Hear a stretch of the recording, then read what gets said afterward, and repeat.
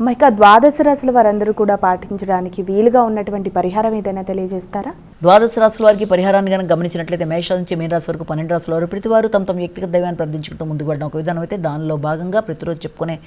గోచార ఫలితాల్లో ఎదురవుతున్న స్వల్ప సమస్యల్ని అధిగమించడంలో భాగంగా ఈ రోజున చెప్పుకునే పరిహారం మనకి ఈ యొక్క సుబ్రహ్మణ్యేశ్వర స్వామికి సంబంధించిన శ్లోకాలు కావచ్చు, అష్టకాలు కావచ్చు, అష్టోత్తరాలు కావచ్చు, అలాగే సుబ్రహ్మణ్యేశ్వర స్వామికి సంబంధించిన దేవాలయ సందర్శన కావచ్చు, ఏది చేసినా కూడా విశేషంగా దాని మీకు ఏది అనుకూలంగా ఉంటే అది చేసుకోవడం బట్టి ఖచ్చితంగా గోచారరీత్యా ఎదురవుతున్న సమస్యల్ని అధిగమించడానికి ఈ స్వల్ప పరిహారాల ద్వారా మీకు ఆధ్యాత్మిక వృద్ధి, వ్యక్తిగతంగా అభివృద్ధి, మానసికంగా ఎదురవుతున్న ఎమోషన్స్ని అధిగమించగలిగిన శక్తి మొదలైన వాటన్నిటికీ అనుకూలతలు, ప్రతికూలతల్ని అధిగమిస్తూ నిర్ణయ సామర్థ్యాన్ని పెంపొందించుకోగలిగిన శక్తికి